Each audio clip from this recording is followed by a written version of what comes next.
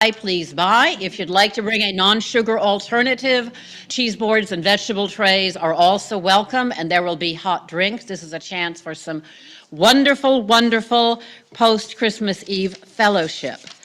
And the last thing I would like to highlight is our church's Christmas project. We're participating with Child Enrichment and Nico Foster Care to provide Christmas gifts for several families, and you can donate by making checks out to the church. There are white envelopes in your pew pockets, or you can donate on the website. And please do note your donation is for the Christmas project.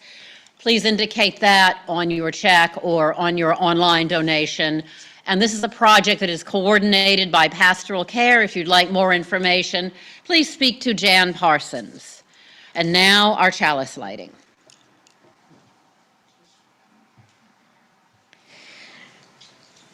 These words are by, takes me a minute.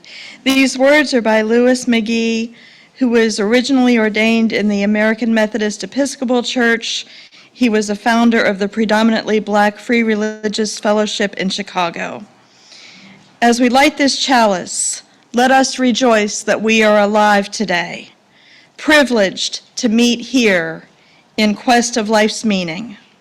Life is the precious gift of nature to be lived at its best, to be enjoyed and widely used.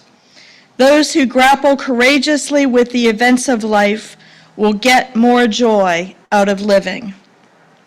Let us remember such as have gone before as we light this chalice.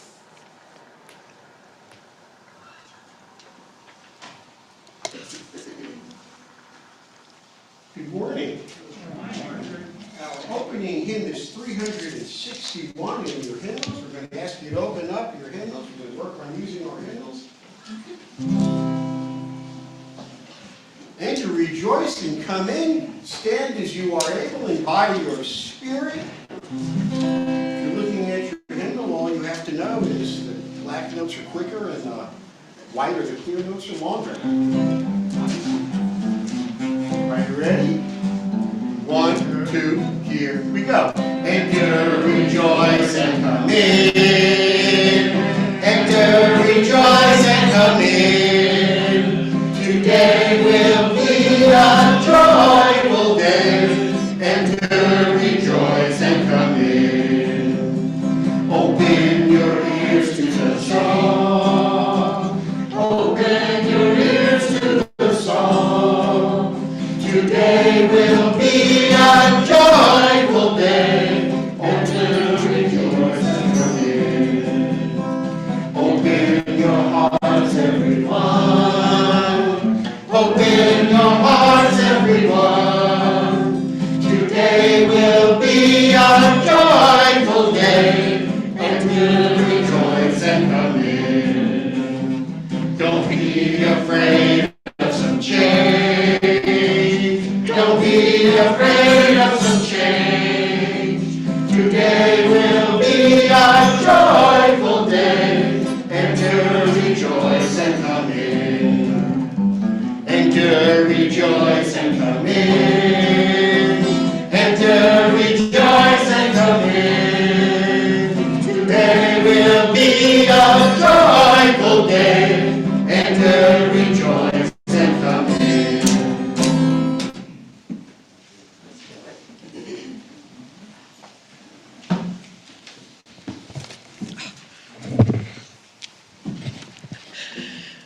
We come together every week at this time to share joys and sorrows that have entered our lives over this last week. Those in the sanctuary that have things to share, if you'll start making your way to my right. When you come up, if you will, give us your name and then take off your mask and share your joy or sorrow. People on Zoom, we will also have an opportunity for you. Push this out of the way. Push this out of the way, just for a minute.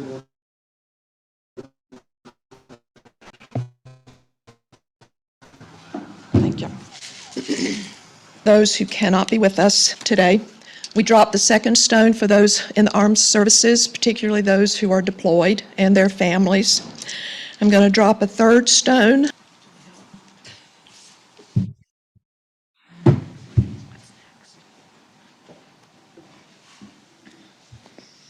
I do have a story today. This is from one of my favorite books. It's by Christopher Buse, it's called A Bucket Full of Dreams, Contemporary Parables for All Ages. This is called Enemies.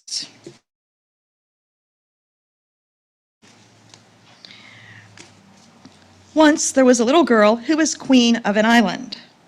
One day an advisor said to her, "Your Majesty, the people on this island are good, but we must beware of the people on the next island, for they are our enemies."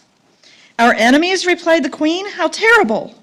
"Yes, it is terrible," said the advisor, "for our little island will never be safe while we have enemies. We must find a way to get rid of our enemies." "You are quite right," said the queen. "Do you have any ideas?" "I do indeed," said the advisor. "We can take our army, put it on a ship, sail to the other island, and then our army can march on shore and destroy the enemy." The queen wasn't so sure this was a good idea. "Thank you for sharing your ideas," said the queen, "but I need some more time to think about it all. Can you come back tomorrow?" "Yes, Your Majesty," said the advisor, and he bowed and left the room. The next day, when the advisor returned to talk to the queen, he was shocked to find her having tea with the queen of the next island. The advisor turned red with anger. "How can you sit there and drink tea with that person?" he shouted. "She is our enemy. We must get rid of our enemies." The queen looked at her advisor with eyes that were calm and steady. "You have been a good advisor," she said, "and you were right. We have to get rid of our enemies. You would have me destroy my enemies by conquering them with an army. But the best way to get rid of your enemies is to make them your friends." We will now sing our children out to their class.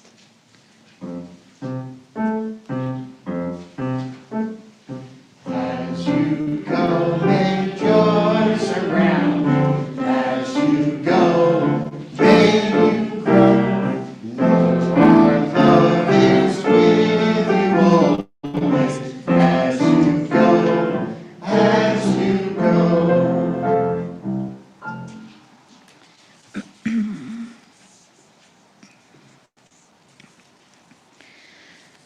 For our time of meditation, I share words entitled Dream It. I'm still having trouble with the mask thing, I'm sorry. Dream It by Henry Hampton, who is African American and was the Director of Information and Publicity for the UUA in the 1960s. He writes, "I am given to talking about dreams because dreaming separates us from other animals, other life forms. I have a favorite line from a play I read years ago, a Chaucerian drama. The line goes, 'In dreams begins responsibility.' And indeed, it's true. When you dream of something, you can begin to take it upon yourself, make it yours, change it. But you have to dream it first. And the Unitarian Universalists don't dream. You have to think of the world as you would really have it. I don't mean wish it. I mean dream it. And sometimes I think Unitarian Universalists wish more than they dream." I invite you to follow the sound of the chime into a time of shared silence in which we listen to the wisdom of our own hearts and minds.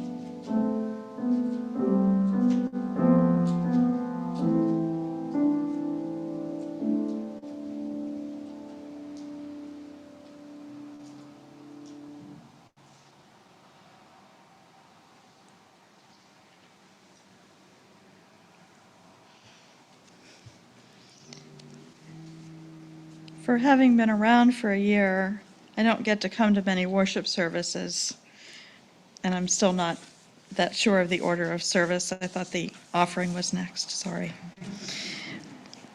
I have two brief readings to share this morning. The first is by Yvonne Sion, who may have been the first Black Unitarian Universalist woman minister. And this reading is entitled Transcending Boundaries. When I was a child, I would stand and gaze at the starry firmament and contemplate infinity. As I stood there, the boundary that is time dissolved. I expanded my spirit to fill the boundary that is space. My being stilled, and all fear, anxiety, and anguish disappeared. Forgotten were the chores, the homework, the ordinary around me. Transcending boundaries was fun in those days, but as I reached adulthood, it became more difficult. More and more, the world was with me as I did chores and homework. More and more, my own fears were with me as I encountered others. More and more, I was aware of the boundaries of race, class, age, and sex. I felt myself cringe as the bantering youth in the street came nearer. I felt myself become fearful as I encountered a senior citizen living with pain or the limited choices of a fixed income. I felt myself become angry as I was subjected to the indignities of being rejected by others because I am Black, because I am a woman, or because of the blind person or the openly gay person I was with. I felt myself become unwilling to acknowledge my oneness with the addicted person who is my friend, or the homeless people sleeping on the benches in the park. Today, transcending boundaries is hard work. For one thing, I've created more of them since I was young, and I've built them higher and stronger than they once were.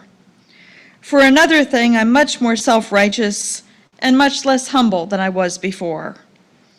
Sometimes when I am at my best, I remember the other. I distinguish myself from could be me in another time, another place, another circumstance. Then I remember the words of a colleague who observed that it is my racism, my sexism, my homophobia that I am called upon to address. So I take a few deep breaths and begin to release the fears that are the boundaries between me and my fellow humans. And my other reading, which was not credited correctly in the order of service due to my own error, is by Mark Morrison Reed and Jackie James. Few in number, scattered through time, African Americans have often found themselves standing alone in our religious movement, their voices largely unheard. Yet when brought together, these voices blend and harmonize. Certain themes emerge and repeat: the self-evidence of human equality, an immediacy to the human search for justice, an understanding that salvation is corporate, life informed by the nearness of death. African Americans bring to Unitarian Universalism a sense of urgency in response to the Black experience of oppression, a hope born of having survived that experience, and a basic life-affirming joy that can transcend many moments of despair.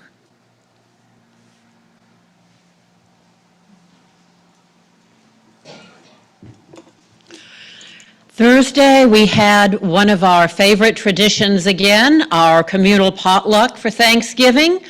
It was wonderful. Special thanks to Jan Parsons for all her decorating and the people who brought wonderful food to share. The blessing is that we still had this space, this building, despite COVID, despite all the economic downturns and the illnesses and the sadnesses that people have gone through. We want to continue. We want next Thanksgiving to be even better with more people and more sharing.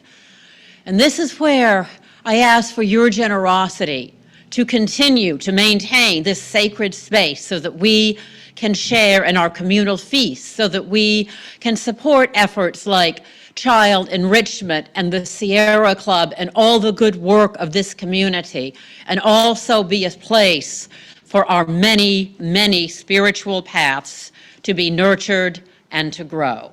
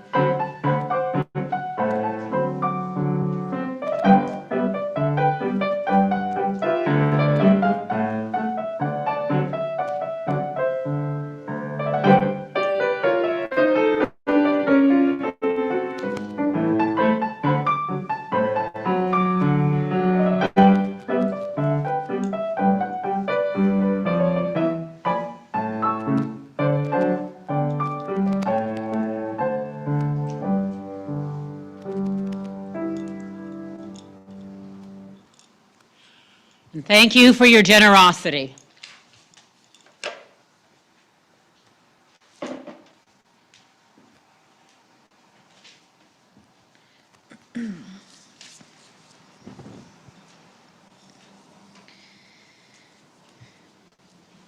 Our Soul Matters theme for the month of November was holding history. And I had a couple of talks I could have given on this theme. And I chose this one for various technical reasons, but it's a good one. And it's mostly a story, but I'm going to set some context and some background first. But the whole point of holding our history is that the past sheds light on the present. And it's very significant. I'm not going to beat you over the head with the connections, but leave them for you to think about after the service is over.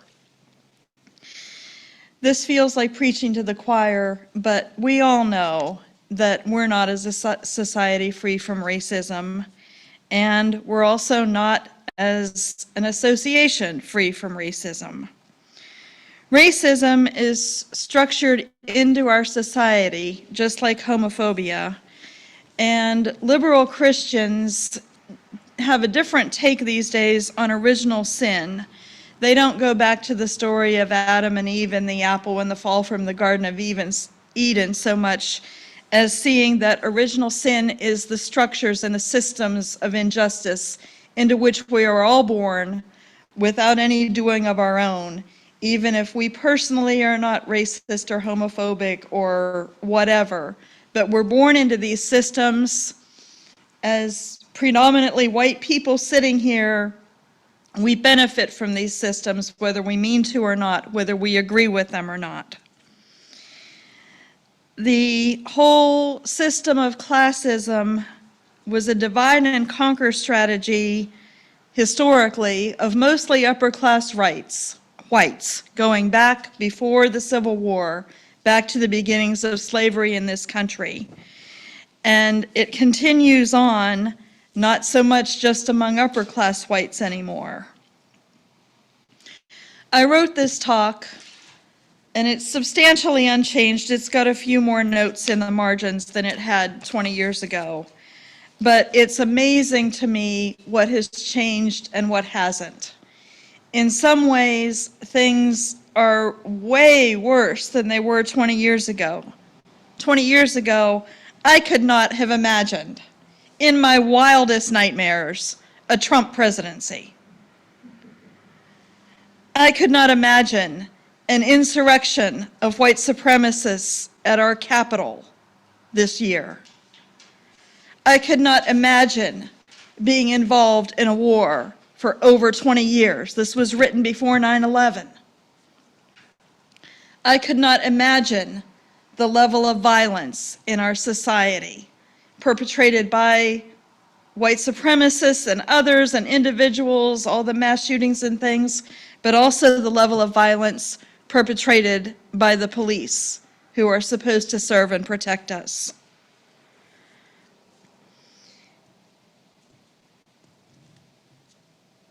When I became a Unitarian Universalist about 30 years ago, almost exactly 30 years ago, the conversation was along the lines of, why aren't there more Black Unitarian Universalists?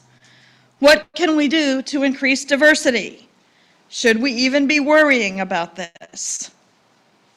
That hasn't changed in 30 years. All of those things are still part of the conversation going on right now. Historically, the Unitarians and Universalists had kind of an ambivalent attitude about racism and slavery and so forth. There were many, many Unitarian and Universalist abolitionists, but there was no denominational statement against slavery until a rather moderate statement by the Unitarians in 1844. A lot of individual action, not so much action from the establishment. The churches, pre-Civil War, even in the North, were not integrated. Now, I have a note here. During this time, in the 1800s, and I have some statements coming up from the early 1900s that will probably be shocking, Blacks were still regarded as inferior by many liberals.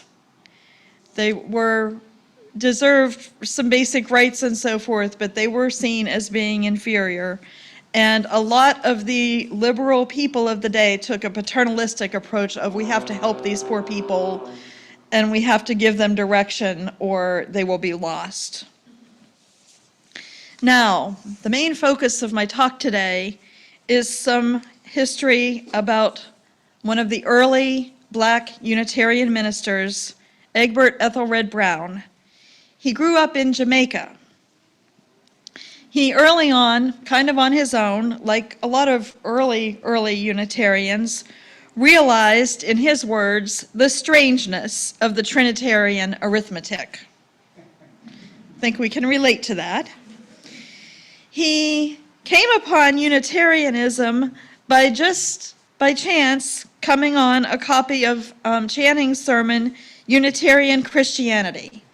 So he became, again in his words, a Unitarian without a church. He served as organist for 2 Methodist congregations for 12 years. He felt a call to the ministry, but what denomination? He was encouraged to apply to become a minister in the African Methodist Episcopal Church, but he felt that if he were to enter the ministry, he was under moral and spiritual compulsion to be a minister only of that church in which he would be absolutely honest. He was discouraged by the higher-ups from entering the Unitarian ministry. He was told he would have to go to Meadville, Pennsylvania for training. The president of Meadville wrote that as there was no Unitarian church in America for colored people, remember this is early 20th century, I'm not doctoring the language that much, no Unitarian church for colored people, and that as white Unitarians required a white minister, he was unable to predict what my future would be at the conclusion of my training. Brown said that he did get encouraging responses from the American Unitarian Association when he requested assistance, but there's some discrepancy about that. An official said that the denomination tried to discourage him from the outset. In any case, he did go to Meadville in 1910 without support of his friends in Jamaica, And he had a very positive experience at Meadville, in that quiet Pennsylvania town with other seminary students, Unitarian seminary students. Positive experience. He returned to Jamaica after his training as a Unitarian missionary. He had 2 small groups going when a retired minister was sent to evaluate the situation. The report was, to be generous, ambivalent. To be more accurate, was probably just critical. This retired minister said that he didn't think the mission was likely to be successful. He said Brown should have begun in a larger town. He said they should have raised funds to build a church immediately. And he also said that grant assistance, which was coming from not only the American Unitarian Association, but also the British, he said the grant assistance should taper off, ending after 3 years. Brown, perhaps blinded by his own vision, chose not to recognize the ambivalence of this report and claimed the author's support. He said that racism was an issue. So again, this is about 1910 or so. White people in Jamaica wouldn't go to his church, nor would those of his own race who were fortunate enough to approach absolute whiteness, being too proud to sit under any minister save a white gentleman. Brown's own words. At this time, there's documentation for this, there was an ambivalent attitude by the president of the American Unitarian Association toward blacks. He said, after visiting Cuba, the lower classes, Negro and Chinese and various half-breeds, are more nearly brutes than anything I have ever known, said by the president of the American Unitarian Association. After visiting Florida, maybe this is an improvement, maybe not. As to the darkies, I can't get enough of them. Our men are above average, for they can read and write. But such happy-go-lucky, merry, shiftless rascals they all are. I've seen a good deal of them, for they work best with a white man bossing them all the while. Finally, same guy, 1933, in a sermon on prejudice. Race prejudice has not a single scientific leg to stand on. Okay, good so far. Negro inferiority has no scientific justification. Okay, we're there so far. Thrift, skills, intelligence, and character are the fundamental things for the Negro race to secure. He kind of lost it with the last sentence because he's implying that as a race, the blacks didn't already have thrift, skills, intelligence, and character. Ultimately, of course, we looking back a century later, can see this coming. The aid for Brown's mission in Jamaica was cut off. Brown, however, did not see it coming. The AUA said in justification that they wanted more immediate results. They didn't want to nurture this and let it grow. So, Brown, deprived of his funding for his mission in Jamaica, went to Harlem in 1920. And I want to share the statement of purpose of the Harlem Unitarian Church, which was founded in 1920.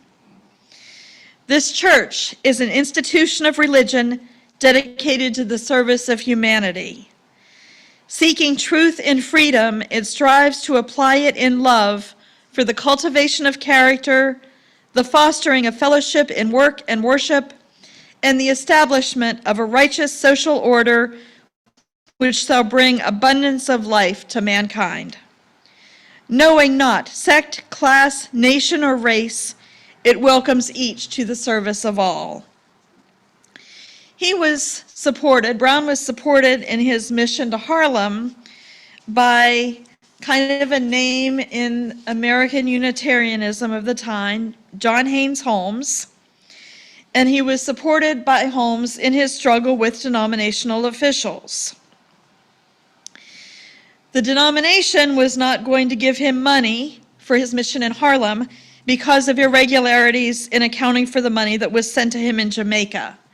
This was an excuse to not give him further funds, and this played out multiple times in the funding of black ministries in the American Unitarian and then the Unitarian Universalist associations. He was threatened with removal from fellowship because he wasn't employed as a minister and his church wasn't in sympathy with Unitarianism, despite what I just read from its statement of purpose.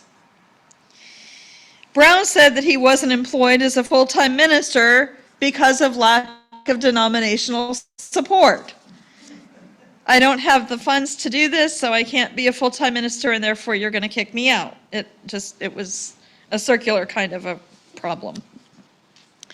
Brown tried to circumvent the AUA and solicited help directly from other churches and ministers. Again, he was almost removed from fellowship for this action, and Holmes again intervened. Through all this, he had family problems, partly related to the stress of what he was trying to do. His wife had a hard time coping. His son committed suicide. He had no sympathy from the officials in the denomination. He was finally dropped from fellowship in 1929. He appealed on the grounds of racism, for he had broken no rules. The committee from the American Unitarian Association that was established to investigate concluded he had been dropped, quote, because he was a nuisance to the denomination. He was a nuisance. This is what the committee of higher-ups in the American Unitarian Association found. However, it was several years later, in 1935, that he was finally reinstated with help from the ACLU. You see, we did not treat him well as a movement, as an association. Meanwhile, the Harlem Church did not formally affiliate with the American Unitarian Association until 1937. It was identified with socialism and radical politics, which made it even more suspect to denominational officials. There was a tension in the Harlem Church between emotion and intellect. Brown exhorted his Unitarian brethren to reclaim the emotional dimension of religion, but even he could not satisfactorily combine the two. The Harlem Church was never financially stable. They never had a building of their own, but they continued to dream of an interracial church. A lot of my material for this talk was taken by a book by Mark Morrison Reed called Black Pioneers in a White Denomination. And Morrison Reed's evaluation follows. He writes, Brown pursued laudable ideals and yet was driven by a tragic obsession. He refused to be sentenced to a mundane life as a common laborer if it meant betraying himself and his mission so that he might live more comfortably. The mission of which he never lost sight was the delivery of liberal religion to the black community. Morrison Reed sees a very human hero, a man torn between diverging duties and driven by self-interest too. Neither the church nor his family was foremost in Brown's mind. Foremost was his need to fill the ministerial role and forward his cause. And I wonder if perhaps Morrison Reed was a little harsh in his judgment of Brown. It raises some questions. To what extent did the American Unitarian Association discriminate against Brown? Were they, perhaps, just being realistic to discourage him? Even if they were being realistic, was it right to do so? To what extent did he seal his own fate?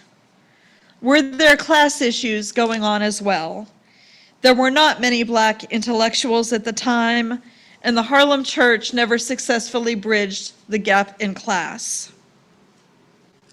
Brown never gave up his dream, and he had a large dream.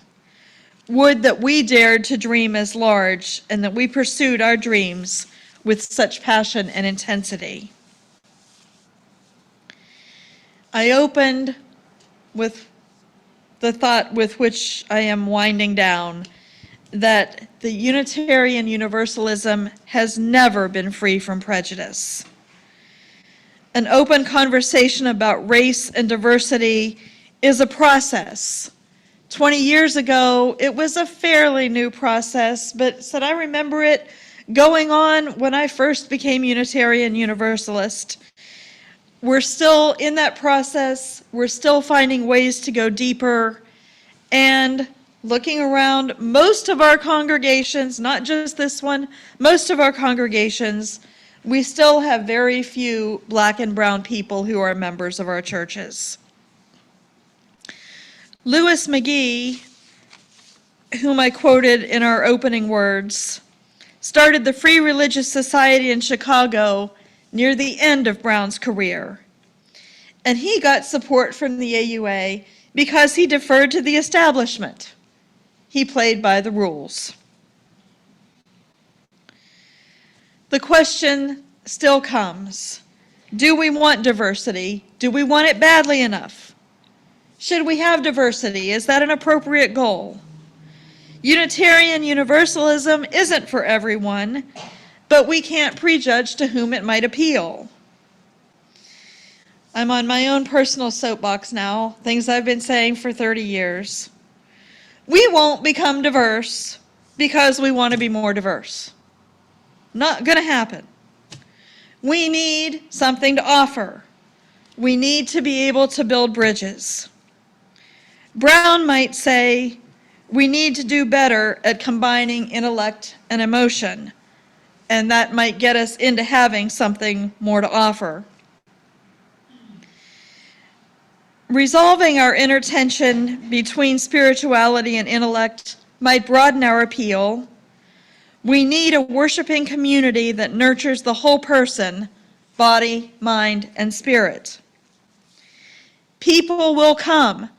All people, white, brown, black, purple, yellow, whatever, will come when we have something to share that excites us, that we're passionate about, that sets us on fire, and something that we take outside our walls, that we offer to the community beyond what happens in this room 1 hour a week on Sunday mornings. May we become a community that is welcoming, affirming, and challenging to everyone who comes through our doors. May we become such a community, remembering to love each other even when we disagree. May we become such a community, growing together and reaching out beyond ourselves to build a better world. May we dare to dream. Amen.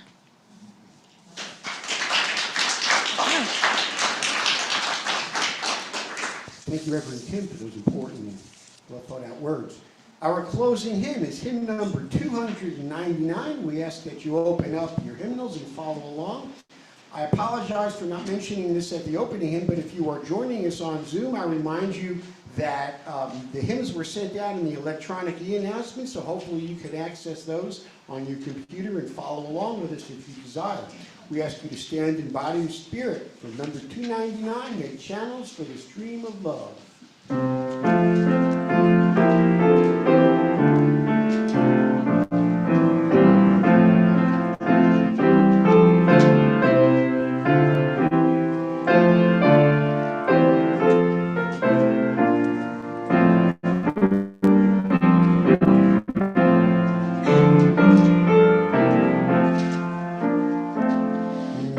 Channels for the streams of love.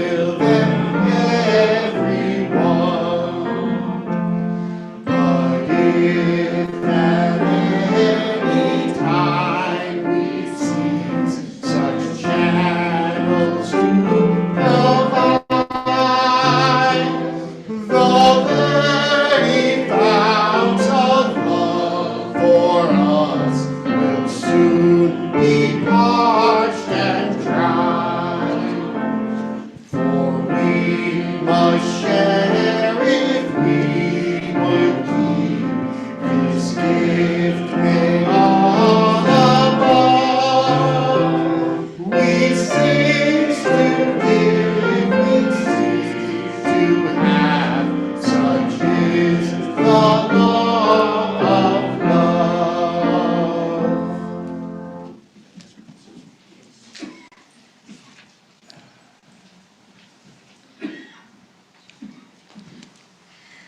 I close with words by Egbert Ethelred Brown.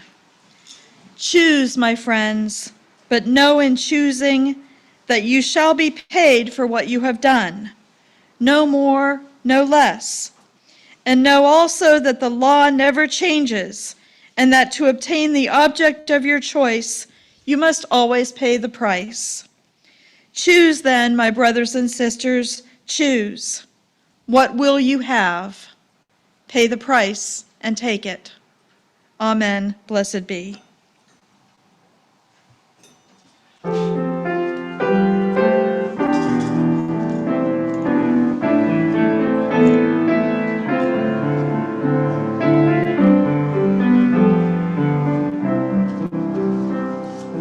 Spirit of life, come unto me. Sing in my heart all the stirrings of compassion. Blow in the wind, rise in the sea, move in the hand, giving life the shape of justice. Roots set me free. Spirit of life, come to me, come to me.